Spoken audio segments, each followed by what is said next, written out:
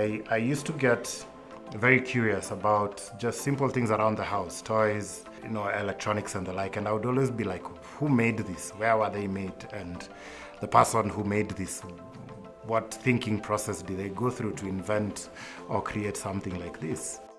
I remember at one point thinking that we had had so much foreign influence from colonial times to now, and even just some kind of predominant thinking within government that anytime we needed something done, we ran for consultants from the US, from China, from Europe. And I'm like, don't you see that we Kenyans are here and can actually think through these kinds of solutions? Why is it so perplexing for an African to be smart, to be intelligent, to, do a lot of interesting things? And so I began to get the sense that the rest of the world wasn't necessarily more intelligent and better off at stuff.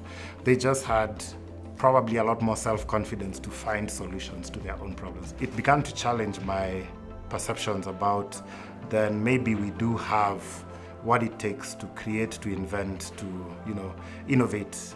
A big driving force for me was to build a company that was innovative, that was different, that would be able to produce the same kind of excellence that you see on a global scale, that would be innovative to the point that people internationally would want to borrow what it is that we're doing.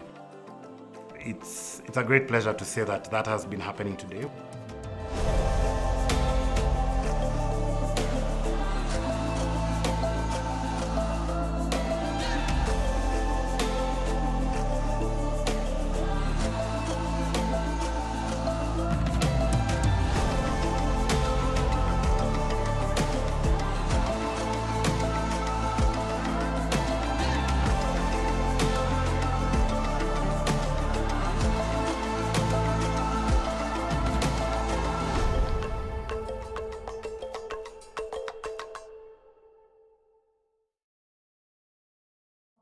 I think one of the things that we have to do is to learn to believe in ourselves. Africa is an amazing continent with really good people, and we have all the resources that we need.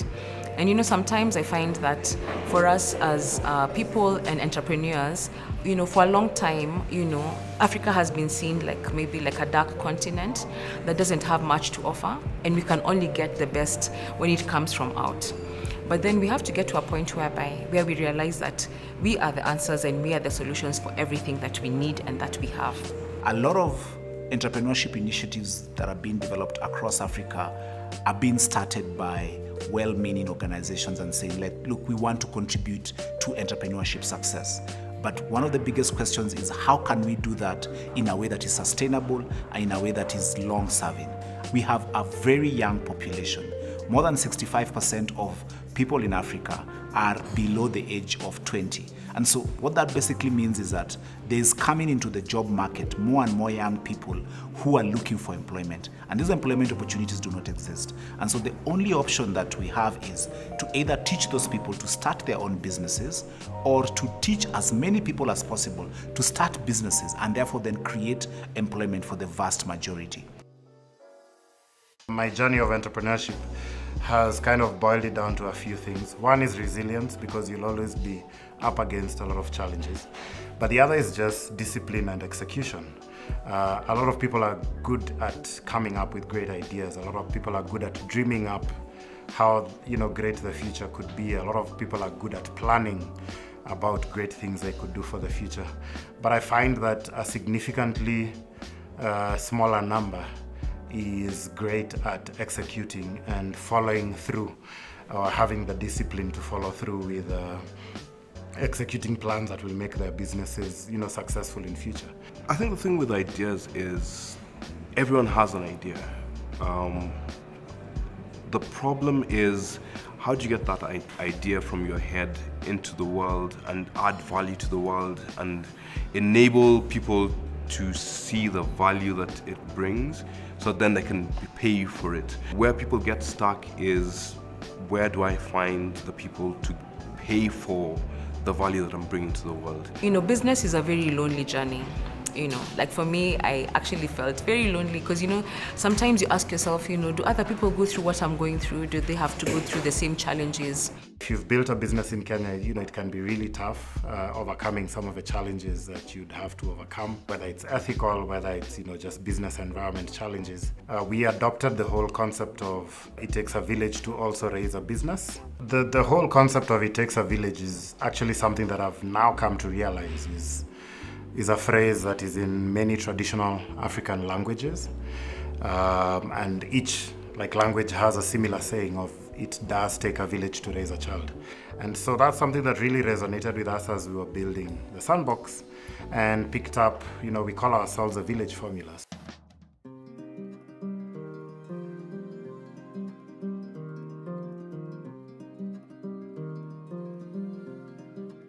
I describe Sandbox as a one-stop shop for entrepreneurs, where entrepreneurs can get help for anything that they need to run the functional parts of their businesses. So we look at businesses from a 360-degree perspective, where we look at the entrepreneur, the enterprise, and the people within the enterprise, and we grow all of those to make a successful entrepreneur. So the value of the Sandbox is we help entrepreneurs unlock the value of their ideas and take them to the world so they can be paid for it, and then they can create a better world for themselves and for their communities. So in a co-working space, you have all manner of different businesses that are there. And in a co-working space, it's sort of like touch and go. I can come for 1 month, I can come for 2 months, I can come for 1 day, and there's no permanency. But within the village, there's a permanency because the experts are resident here. In the Sandbox, it's a village because I am resident there. I live in the village as an expert. I ran a business for a long time by myself, and Joram had always had this vision to bring all of us under one roof so that we could benefit from all the services we provide and benefit from community. And Sandbox for me has helped me to just weather the storm of COVID and everything else that has been thrown our way. During COVID, we lost 50% of our business, of our clients. And it was really important to be surrounded by people who had also gone through similar challenges. And we did not know how we were going to make ends meet. And we relied on each other a lot. People said, I'll buy from you. I will support your business in one way or another. So I felt like I was able to have friends and entrepreneurs who understood what I was going through. So I'm really grateful to be in a space where I can pour out of my abundance and at the same time receive out of the abundance of everybody else. Just being in the village and being able to to interact with other entrepreneurs here at the Sandbox, then just demystifies all these things that we're going through. You never know how big your problem is until you share it with someone else and you realize that we're all on the same boat.